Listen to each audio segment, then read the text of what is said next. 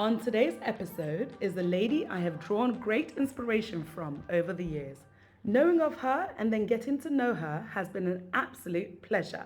This super mummy of 5 discusses motherhood with us and gives us some candid advice on how she has been doing it and doing it so well. In this wholesome conversation, we learn how motherhood completes her and we are reminded that we are enough just as we are. Please give it up for Caroline. So guys, today on this fantastic episode of Kandid Kikz, I've got one very lovely, wonderful, real-life superhero mum, okay? Her name is Caroline. Hello. Oh my goodness, I've been wanting to have you on this podcast for such a long time. When I think about superwomen, I think of you. Caroline has 5 kids, guys. 5 kids.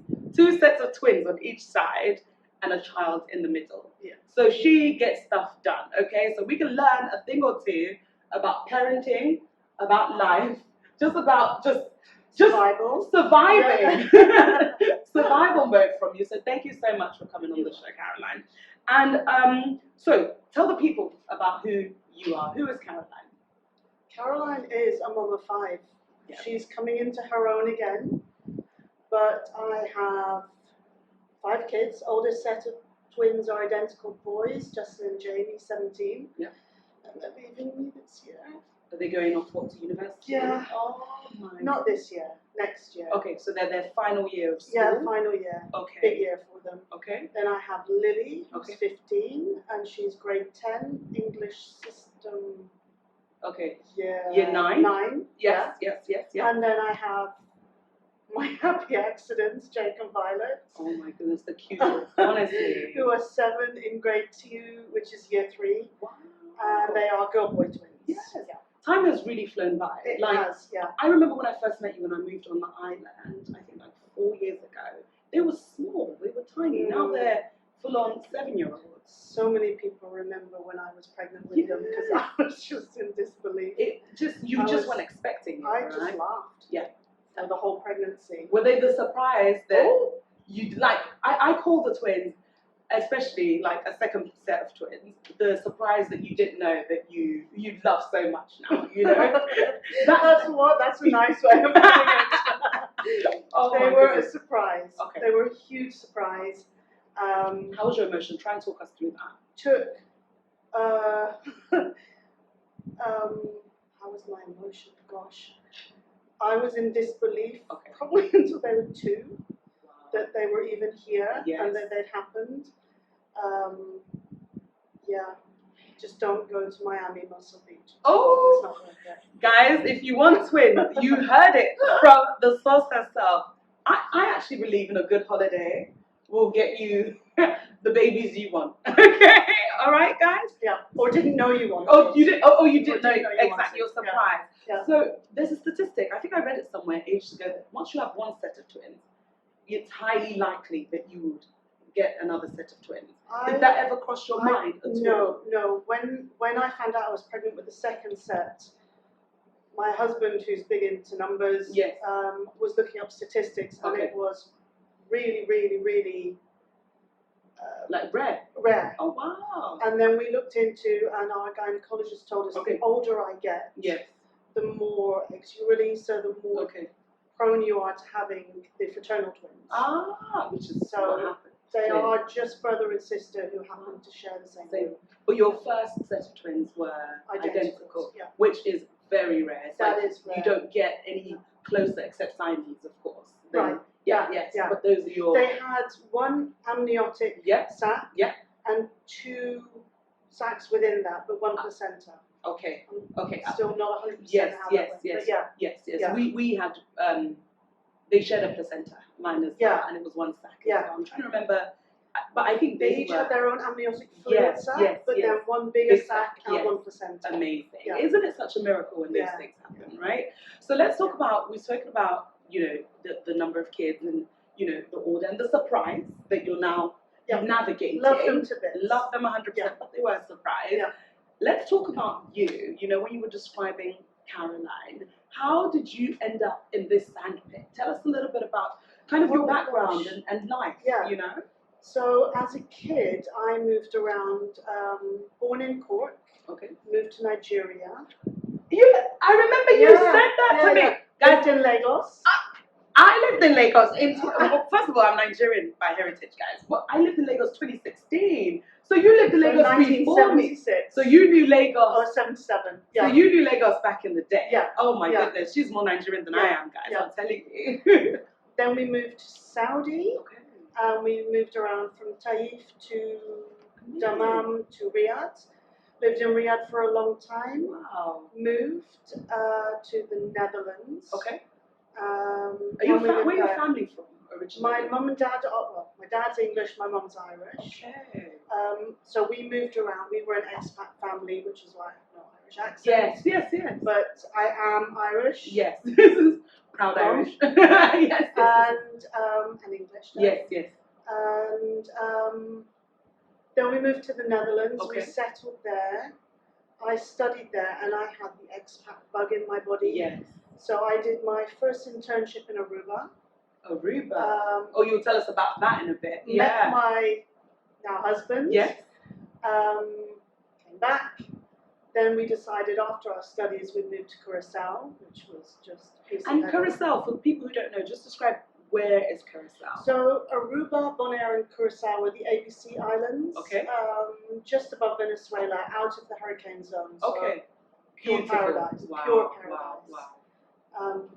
Yes. And then we moved from Curacao to Bahrain after we had the boys. Okay. Because my parents lived here. Okay. And I needed my mum. Okay. Of course. We've been here for 16 years. First 3 years in Saudi, the rest here. Wow. In Bahrain. So you are basically. I am an expat. You are an expat. You might as well be Bahraini. Yeah. You've been here. You've been here for a while. That's amazing. And that again speaks to the testament of being in Bahrain. People once you enter the sandpit, it gets in your blood, right? You don't want to leave. 20. Yeah. 2 or 20. Yeah. You have 2 years or 20 years. No, I agree. Yeah. I agree. Yeah. And you mentioned Aruba to us. I remember we've had a conversation briefly. Tell us a little bit about how you knew you were having your twins and how. This was Curacao. Okay. This was in Curacao. Okay, so okay. I wanted children. So when I was in high school, I remember having the career consultancy for university, and all I wanted was to be a mum. Oh, amazing. So I didn't have a drive. I ended up going to the International Hotel School, which was great for me. Okay. But I just wanted kids. Yes. So I got married and wanted kids ASAP. Okay. And so we were kind of trying. And I remember there was this, I think she was 60-ish old lady in Curacao who I used to hang out with whilst my friend was doing physiotherapy, and she sometimes did sessions for me. And in the meantime, I'd hang out in the kitchen with Greta. Yeah. And she was like, when you want children?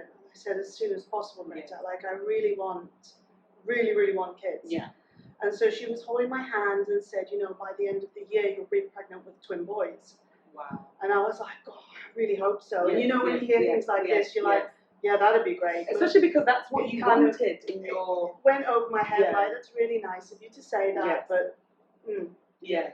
And I, within a month, was pregnant, and I went to the doctor and I said, it's going to be twin boys.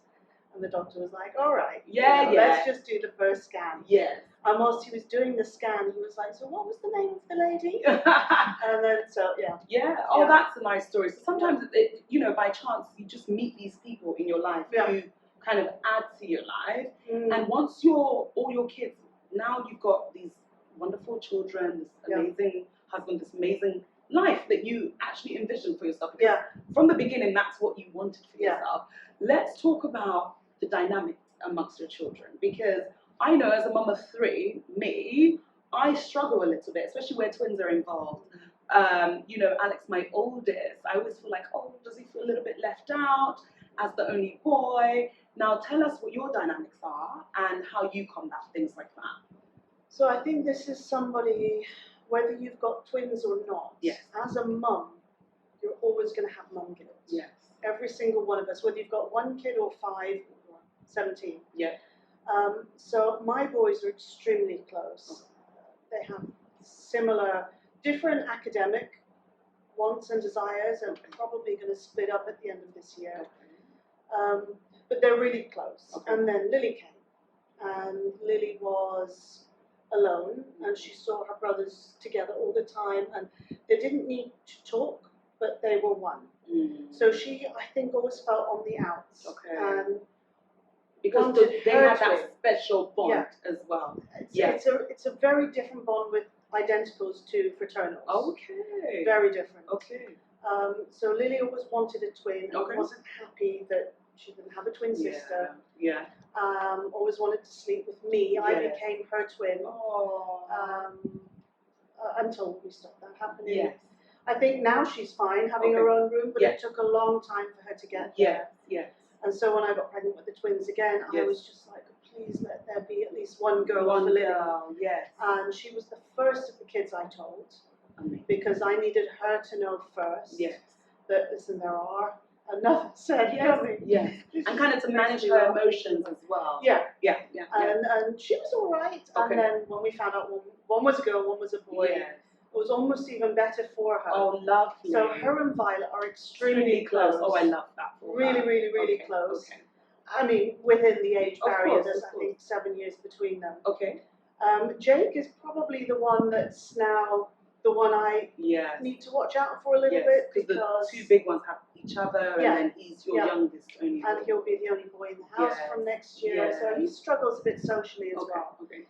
So there's struggles at either end, really. There are, yeah. And you're just trying to kind of, how do you navigate it? Like when something is happening with any of the kids, and I remember you said in our previous private conversation that your husband travels for work. Well, yeah, he's only home in the weekend. On the weekend. Yeah. So what do you do in order to know what the issues are and how to deal with it? Talk. Yeah. For me as a mum, the most important thing I can do with my kids is get them to talk to me, whether it's good, bad, emotional. Yes. Even if they know I'm going to be upset with them. Yes. Or judge them, I want them to always talk to me, and I am fortunate. Like, I'm so lucky that the older three do that now. Okay. And I really hope the younger two will as well. But they will, because they can see that. So they can see that the fact that the older ones tell you everything. Yes, I'll get upset. Yes. I might judge. Yes. But I will never, ever not let them talk to me. And they know it. Yes. I'll get angry or I'll get disappointed. Because you're human. At the end of the day, you're still mum. But, they need to see real reactions to what they have done or what they feel. Or it's not usually what they've done, because they're really good kids. But it's things that they need help with. Yes. Emotional struggles. Yes. So just listen to your kids and give them the safe space to talk to you. To really, what I do, because there's 5 and I can never give one-on-one. Yes. So they all get 3 days a year that they can choose a day off school. Oh, and it can't be with another one. Okay. And they get to choose what we do. And it's usually mundane things. Okay. With Lily, it's now eyelashes. Let's go and do our eyelashes. Oh, lovely. With Violet, she just wants Costa coffee. Yes. And I have to pretend she's drinking coffee. Okay. Even if it's a milkshake. Yes, it's she needs the baby cup. chinos, right? She needs the coffee cup, and I have to say, is your coffee nice, Violet? Yes. Lovely. So we play the game. Lovely. Jake just wants to be together. Yes. He finds it more difficult to bond with me than he does with his dad. He's a real daddy's boy. Yes. So I need to put more effort into that. Yeah. The boys probably can't do that anymore. Yeah. But are they, as they're older now, are they very independent and they kind of they want to do their own thing? Every day I get hugs when they go into school. I love that. I love that. Alex, are you listening? But he does. I love that. I get my hugs from the older 3 and then the younger 2, and sometimes you get the shoulder hug, like bye mum. But the boys give me a big hug and a kiss on the cheek. Oh, amazing! Yeah. That's and Lily. Yes, and Lily. Yeah. So, who would you say? We're not going to go into the depths of it. Who do you think is your trickiest child, and how do you navigate that? And why do you think that child is you're the one that I always say the big man upstairs uses to test your patience? They all do in different ways. Yes. I can't answer that. I have one child who's got can get out of control. Anxiety. Okay. I've got a child who just gets on with everything and never complains. Okay. And so sometimes I'm like, why isn't he talking? Yes. Then I've got hormones with Lily, which is and teenagers, natural. Right? Yeah. Yeah. And a girl teenager, I don't know if it's our hormones clash, but I find that difficult to navigate. Okay. Because I understand where she's coming from. Yes. I've been there. Yes. Yes. But yet it's difficult to cope with. Okay. And then I've got the smaller ones who think they are teenagers sometimes and behave that way. Yeah. And Jake, who struggles socially at school, and Violet, who's a bit of a madam. Yes. So they all have great qualities, yes. and they've all got challenges in completely different ways. Yeah. And I was talking to a friend the other day.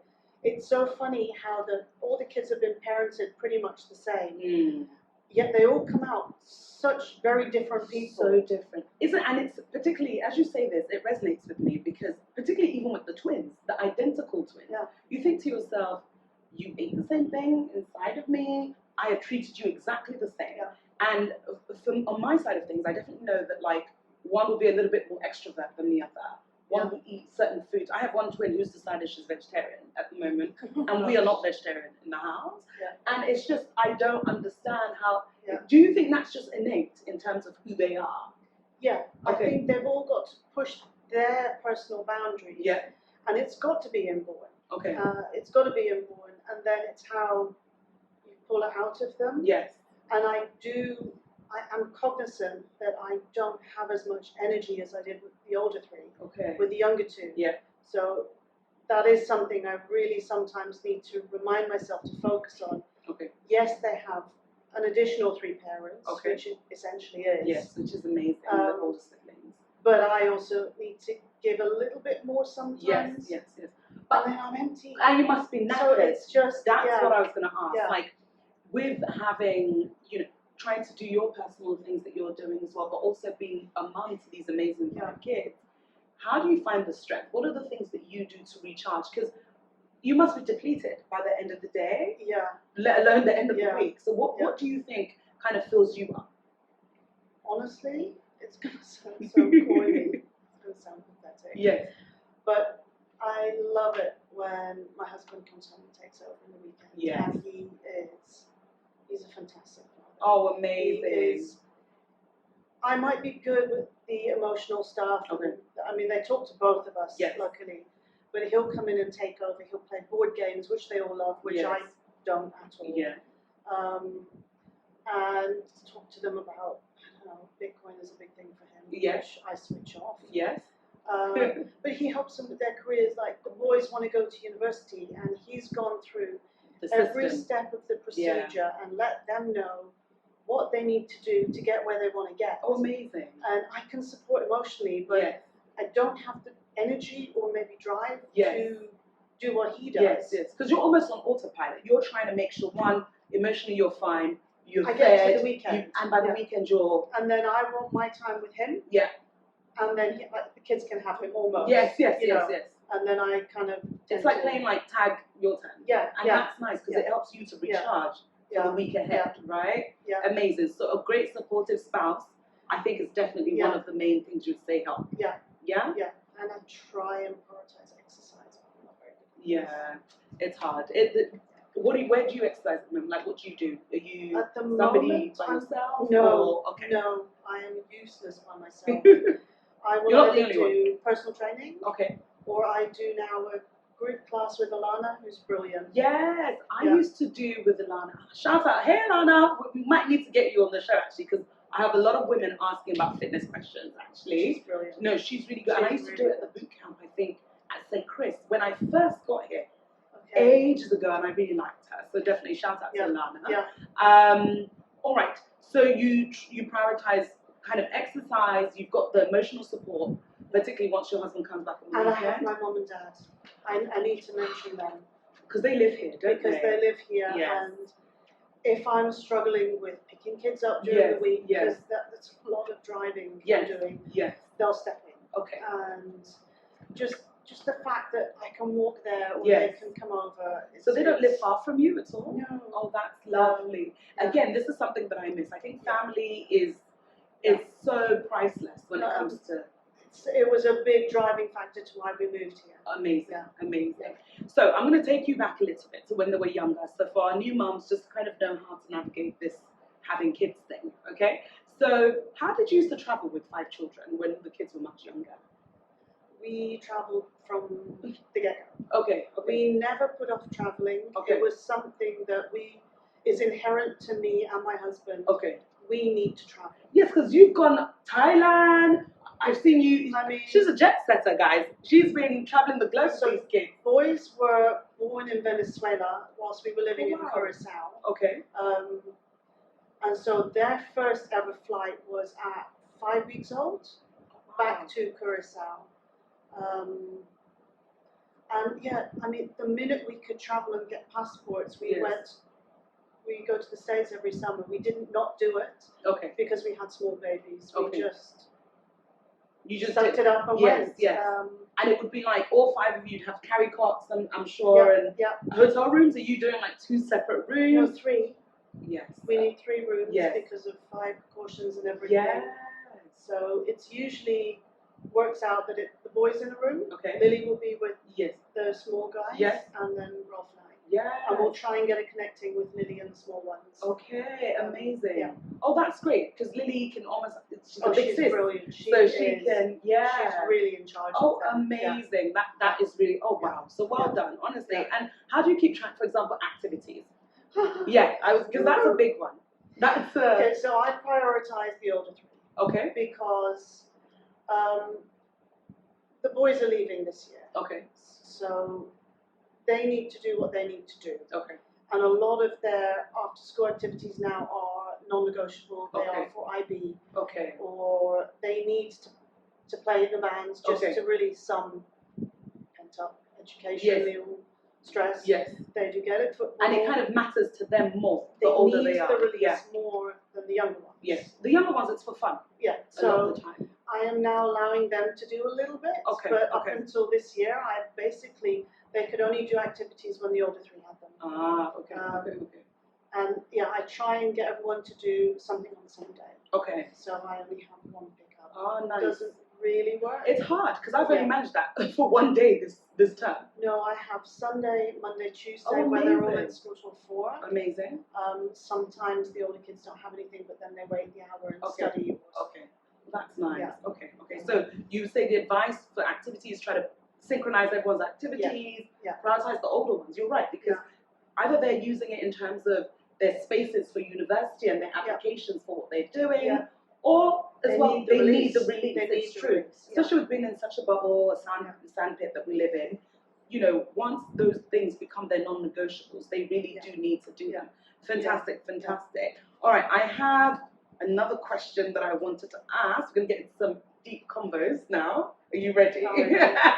So I have a group of ladies that I usually, ask, okay, if I'm having this sort of guest on, what would you like to know? So one of the main questions that kept coming up is, whoa, with 5 kids, does she always envision this for her life? And, if you could do life all over again, would you still have this life?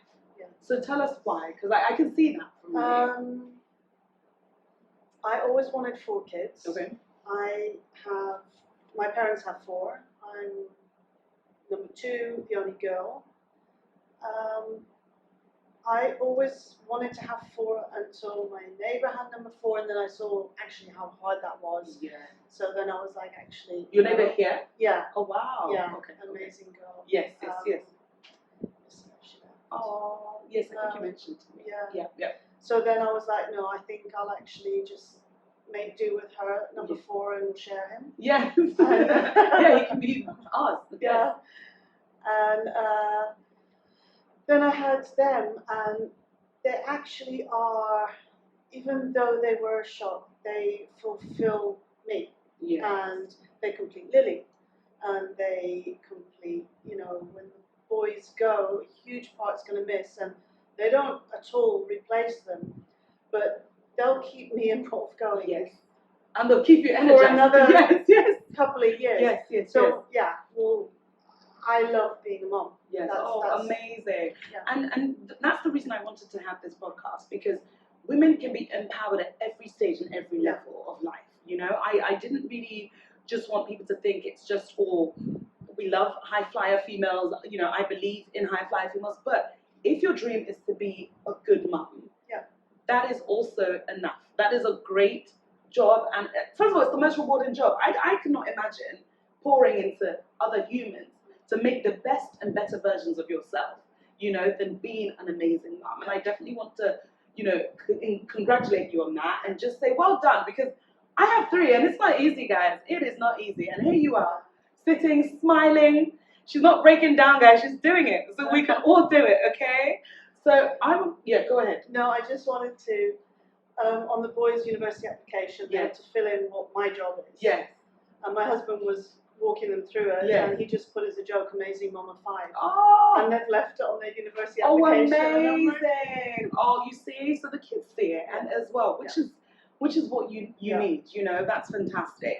And okay, another nitty-gritty question, because with 5 kids, it can't be easy financially. No. Right? So when you guys first started having kids, did you discuss finances and how that's going to play out, and for you to feel supported both physically and emotionally and financially? So how were those conversations? That was the biggest struggle with number 4 and 5. Yeah. I mean, 1, 2, and 3 we had envisioned. Yes. 4 would have been fine. Yes.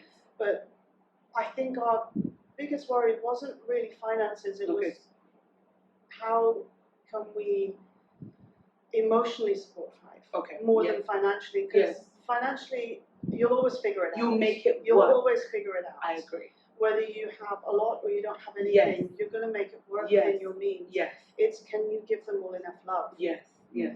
That's where we were like, can we do that? Because we're struggling with 3. Yeah. How can we complete 5? Yes. What is the answer? Like, now in hindsight, how have you been able to do that? And what advice would you give other mums or mums to be on how to be? I don't have advice. I hope I'm doing it, but I don't know, and it comes back to that mum guilt. Yes. Am I giving them all enough? Yeah. Well, if they're right on their application, amazing mum of 5, you definitely are. But am I giving the small ones enough? There's always like, I know I invested everything into the older 3. Am I doing enough for the younger 2? Yes. And I hope I am. Yes. But it's a question I'll always have. Yeah. No, I definitely think you should take comfort in knowing that you've got 2 amazing older ones as well that are helping you to feed into your 2 younger ones. Well, it was Violet's being a little bit emotional at the moment and difficult and bratty. Yes. And I was saying it to Lily the other day. Yeah. Like, she's just Violet is your younger one, right? She's number 5. Yes, the youngest. So I said to number 3, Lily, I said, she's just being such a brat. Yes. And Neil said, maybe she needs a hug, Mama. And I was like, thank you. Yeah, it's that simple. And just have somebody in the house who's going through the same exact processes as you helps as well, right? All right, another one. So how do you, with all this that's happening, your busy life, and I know that you volunteer a lot in the school as well, right? You're not working at the moment full time. There's no way. But you do a lot of traveling and helping out where you can. Yeah. How do you not lose that connection with your husband? This is a big, how do you guys make sure you have time for each other, especially he's away during the week and he's home on the weekend? Give us some tips, because we need it. It's difficult. Yeah. I try and grab my time with him on a Thursday. Okay. Which we usually go to the rugby club and just chat with other people anyway. But the kids aren't involved. Yes. So it's nice. We try and have dinner together. Okay. We do try once a year to go away, just the 2 of us. I am a big, you saw my post longer. Yeah. I'm a big advocate of this, because before your kids there was you and him. Yeah. And I feel it's so easy to lose it. To lose it. It really is. Yeah, and to lose that. Yeah. And I find, do you not find that men won't say for a long time, like, oh, we're not having enough time? Because you will just notice it. They will not say. It's you that will notice that, like, do you know what? I think I've not seen you this week. Or we've not had time together. Yeah. So I think that's really important. I feel it. Yeah. I'm sure he does as well. Yes. But I feel that I need that connection. Yes. This last summer we did a 2-week road trip together. Amazing. Just the 2 of us. Where were you? in the States. Oh, nice. Dropped the kids at summer camp, Yes. and we drove up to Niagara Falls. Oh, back, fantastic. It was divine. It was awesome. You need to do that. Yeah, you really need. Because when he's around with kids on the weekend, I feel like I'm still on the schedule. Yes. Like he'll be talking to me, but I will be thinking of exams or after school trips or things I need to do with the kids. So I'm not giving him my attention. Your full attention. When the kids are out of the picture, it's just the two of us. Yes. I'm a lot more chill and calm down, and it's just us. So prioritize you and your husband, because at the end of the day, when all the kids do go off to live their lives, it's you and him. Yeah. So you guys actually need to know each other, like each other, love each other. Yeah. So I think that's very, very important. Amazing. And how do you not lose who you are? The sense of who Caroline is, and what is at the core of Caroline? I don't know. Because you're looking very whole, I would say. Like, I'm very proud of you. I do feel like I'm not sure who I am without the kids. So I don't know if that's important though, because I did always want to be a mom. And a lot of the times people say, so who are you without the kids? And then I'm like, I don't know. You feel like you need to give this answer I'm no one satisfactory. without the kids. Yes. But maybe I'm not no one. Maybe I am just who I am because of my kids. Yes, yes. And they've shaped you to who you are. Ultimately. And you're doing an amazing job, because I think you've hit something on the nail there. Like, the whole point is not to feel like you need to answer to people. No. You need or to feel inadequate because you don't feel like you have the right answer. Yes. And go home and then think, oh my God, who am I without my kids? I'm no one. And that's when imposter syndrome sets in. I am a damn good mom. Yes. I try my best. I'm not perfect. Yes. We're all a work in progress. Yes. And I'm enough. Yes. I'm good enough. You are enough. And I just try. Yes. Just try and keep fantastic. Going. No, 100%. And you are good enough. You are enough. You're more than good enough. You are enough. And I think that's such an important lesson for our women and young girls to know, that you should not subscribe to anyone's pressures of who you should be. No. And it's really easy to fall into that. Yes. And to really go away wondering, but when they leave home, what then? Yes. Then we'll figure it out. You'll figure it out. You've done so far. When we have number 4 or 5, we'll figure it out. We'll figure it out. All right. Yeah. So thank you so much. We've been having an amazing conversation. One last question rather. We always try to ask at the end of the show to all our guests if there's one piece of candid advice that you would give anyone in relation to raising kids and family life, right? I want it to be honest, I want it to be frank, and to be true to who you are. What would that piece of advice be? Always create a safe space for your kids to come and talk to you, and try not to feel as much mom guilt, because we're all doing our best at the end of the day. 100%. Thank you so much, Caroline, for coming on this show today. I have really enjoyed having this conversation. I feel it has been so enlightening, and I definitely feel empowered and ready to be the kick-ass mom that you are showing all of us to be. All right? So thank you.